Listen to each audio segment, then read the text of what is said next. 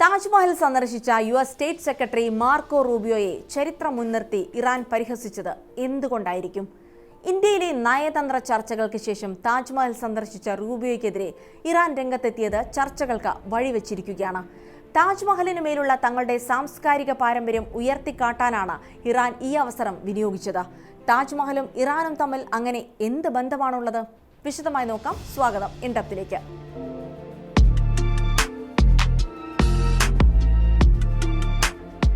ലോകമഹാത്ഭുതമായ താജ്മഹലിന്റെ ചരിത്രത്തെയും നിർമ്മാണത്തെയും മുൻനിർത്തി ഹൈദരാബാദിലെ ഇറാനിയൻ കോൺസുലേറ്റ് നടത്തിയ പ്രതികരണം ഇപ്പോൾ ആഗോള മാധ്യമങ്ങളിൽ വലിയ ചർച്ചയായി മാറിയിരിക്കുന്നു.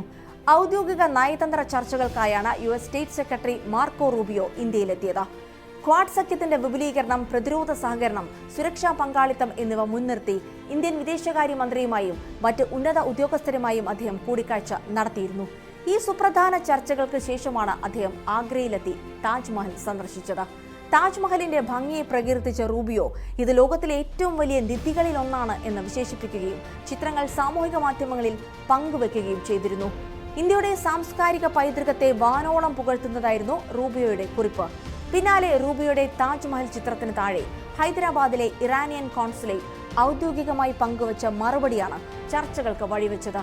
അദ്ദേഹത്തിന് ചരിത്രത്തെക്കുറിച്ചോ വാസ്തുവിദ്യയെക്കുറിച്ചോ കൃത്യമായ അറിവുണ്ടായിരുന്നെങ്കിൽ ഇവിടെ നിന്ന് ഒരു ചിത്രത്തിന് അദ്ദേഹം പോസ്റ്റ് ചെയ്യുമായിരുന്നില്ല എന്നായിരുന്നു ഇറാനിയൻ കോൺസുലേറ്റിന്റെ പരിഹാസം.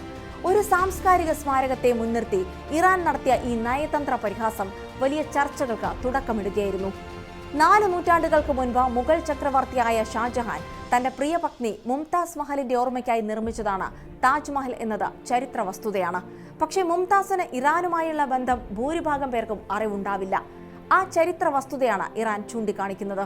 മാത്രമല്ല, താജ്മഹലിന്റെ നിർമ്മാണ ശൈലിയിൽ പേർഷ്യൻ വാസ്തുവിദ്യയ്ക്കുള്ള സ്വാധീനവും വളരെ വലുതാണ്. പേർഷ്യൻ ശില്പികളായ ഉസ്താദ് അഹമ്മദ് ലഹോരി ഉൾപ്പെടെയുള്ളവരാണ് ഇതിന്റെ രൂപകൽപ്പനയ്ക്ക് പിന്നിൽ പ്രവർത്തിച്ചത്.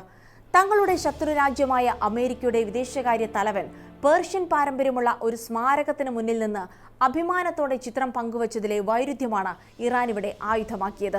ലളിതമായി പറഞ്ഞാൽ ഈ വിവാദം കേവലം ഒരു ചരിത്ര തർക്കമല്ല, മറിച്ച് നിലവിലുള്ള കടുത്ത ഭൗമരാഷ്ട്രീയ പിരിമുറുക്കങ്ങളുടെ പ്രതിഫലനമാണ്. അമേരിക്കയും ഇറാനും തമ്മിൽ ദശാബ്ദങ്ങളായി നിലനിൽക്കുന്ന തർക്കങ്ങൾ, ഉപരോധങ്ങൾ, പശ്ചിമേഷ്യയിലെ സൈനിക നീക്കങ്ങൾ എന്നിവയെല്ലാം ഈ പ്രതികരണത്തിന് പിന്നിലുണ്ട്. തങ്ങളെ അന്താരാഷ്ട്ര തലത്തിൽ ഒറ്റപ്പെടുത്താൻ ശ്രമിക്കുന്ന അമേരിക്കയുടെ പ്രമുഖ നേതാവിനെ ഇന്ത്യയിൽ വെച്ച് സാംസ്കാരികമായി പ്രതിരോധിക്കാനുള്ള ഒരു തന്ത്രപരമായ നീക്കമായാണ് ഇറാൻ ഈ അവസരത്തെ കണ്ടത്. ഇറാനിയൻ കോൺസുലേറ്റിന്റെ പോസ്റ്റ് എക്സ് ഉൾപ്പെടെയുള്ള സമൂഹമാധ്യമ പ്ലാറ്റ്ഫോമുകളിൽ അതിവേഗം വൈറലായിരുന്നു. രാജ്യാന്തര നിരീക്ഷകരും ചരിത്രകാരന്മാരും ഇതിനെ പല രീതിയിലാണ് വിലയിരുത്തുന്നത്. കടുത്ത രാഷ്ട്രീയ നിലപാടുകൾ പരസ്യമായി പ്രകടിപ്പിക്കുന്നതിന് പകരം ചരിത്രത്തെ ആയുധമാക്കി അമേരിക്കയെ പ്രതിരോധത്തിലാക്കാൻ ഇറാൻ നടത്തിയ ശ്രമമാണിതെന്ന് ചില നിരീക്ഷകർ പറയുന്നു.